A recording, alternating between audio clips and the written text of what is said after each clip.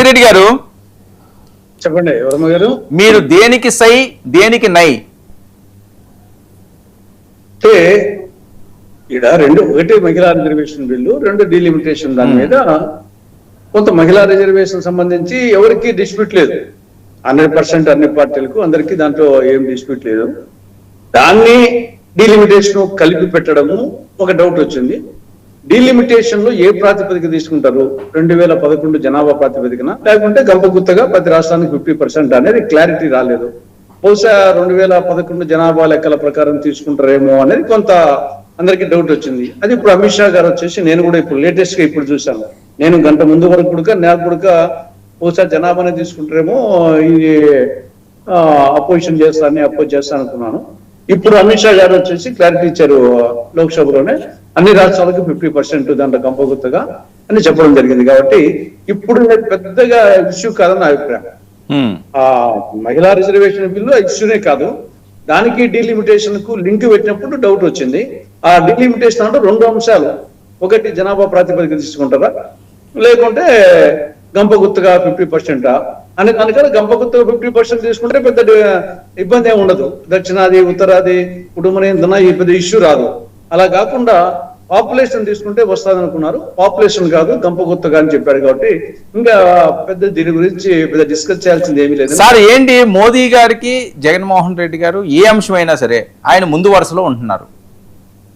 అంటే ఇంతకుముందు అనేక సందర్భాలు ఉంది కానీ దీంట్లో వచ్చేసి ఈ ఇష్యూలో బహుశా జనాభా ప్రాతిపదిక కాకుండా, అంటే కొంత బీజేపీ నాయకులకు కొంత అమిత్ షా కూడా చెప్తున్నారు, అయినా బిల్లుల్లో లేదు కాబట్టి అందరికీ అనుమానం వస్తున్నది. బహుశా వీళ్ళు క్లారిటీ, ఈవెన్ చంద్రబాబు నాయుడుకు డౌట్ ఉన్నట్టుంది. చంద్రబాబు నాయుడు కూడా కేంద్రంతో మాట్లాడము, కొంత క్లారిఫికేషన్ ఉంటుంది.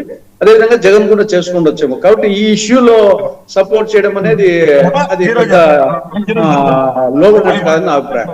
ఎందుకంటే అది అన్ని పార్టీలు కాంగ్రెస్ ఒప్పుకోవాల్సిందే. ఆ ప్రకారంగా ఇప్పుడు వచ్చేసి ముందు డౌట్ గా ఉన్నది, ఇప్పుడు కాంగ్రెస్ కూడా వచ్చేసి ఆ క్లారిటీ వచ్చింది. కాబట్టి దీన్ని ఎవరు పెద్ద వ్యతిరేకించాల్సిన అవసరం లేదని నా అభిప్రాయం. కాబట్టి జగన్ కూడా ఏదో పూర్తిగా బీజేపీకి దాసోహం అని చెప్పేసి ఈ ఇష్యూలో మాత్రం అనుకోవాల్సిన అవసరం లేదు.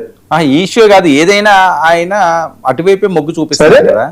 సరే, అది వచ్చేసి ఇంకా ఆయన అది కాదండి. ఇప్పుడు మీరు అపారమైన అంటే నేను అనేది ఏంటంటే తులసిరెడ్డి గారు మిమ్మల్ని క్వశ్చన్ అడగడానికి కారణం ఏంటంటే, తులసిరెడ్డి గారు మీరు అపారమైన రాజకీయ అనుభవం ఉన్న వ్యక్తి. సో కూటమిలో ఉన్న వాళ్ళకి ప్రతిపక్షంలో ఉన్న వాళ్ళు సపోర్ట్ చేస్తే దానికి జై కొడితే ఏ అంశం అయితే అవనివ్వండి, వాళ్ళు ఏం చెప్పినా సరే ఇప్పటికి వచ్చి నో అన్న మాట అయితే ఏ రోజు రాలేదు. సో ఇది పార్టీకి మంచిదా, అది ఏమన్నా నెగిటివ్ అవుతుందా? ఇది నా ప్రశ్న. ఇప్పుడు బీజేపీ 2014 నుంచి కూడా ఆయన ప్రతిపక్షంలో ఉన్నప్పుడు, అధికారంకి వచ్చినప్పుడు, ఇప్పుడు కూడా వచ్చేసి మేము మధ్యాహ్నం చెప్తున్నాము, ఆంధ్రప్రదేశ్ లో బీజేపీ అంటే బి అంటే బాబు, జే అంటే జగన్, పి అంటే పవన్ అని చెప్పేసి మేము మధ్యాహ్నం చెప్తున్నాం. కాబట్టి ఈ డిఫరెన్స్ ఏం లేదు. వచ్చేసి ఎవరు అధికారంలో ఉన్నా, ఎవరు ప్రతిపక్షంలో ఉన్నా, చంద్రబాబు నాయుడు ప్రతిపక్షం ఉన్నప్పుడు బీజేపీకి వ్యతిరేకంగా చేసింది ఏం లేదు.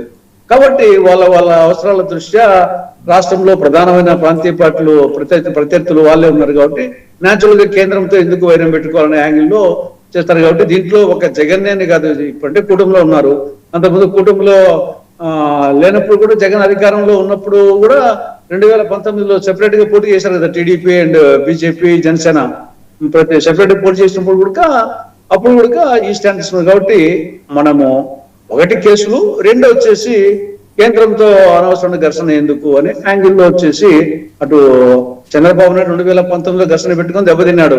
కాబట్టి ఆయన కూడా వచ్చేసి దాని తర్వాత ఆయన రియలైజ్ అయినాడు. కాబట్టి ఆ కోణంలో ఆలోచిస్తున్నాడు తప్ప ఇది ఏదో పరిస్థితి మీరు చెప్పినట్టు కాంగ్రెస్ కన్నా ఆ స్థాయికి పుంజుకుంటే, మేము చెప్తున్నాం కదా బీజేపీ అంటే బి అంటే బాబు, జే అంటే జగన్, పి అంటే పవన్ అనేది అది కరెక్ట్ గా ఆ స్థాయికి పుంజుకుంటే ఇద్దరు దెబ్బతింటారు.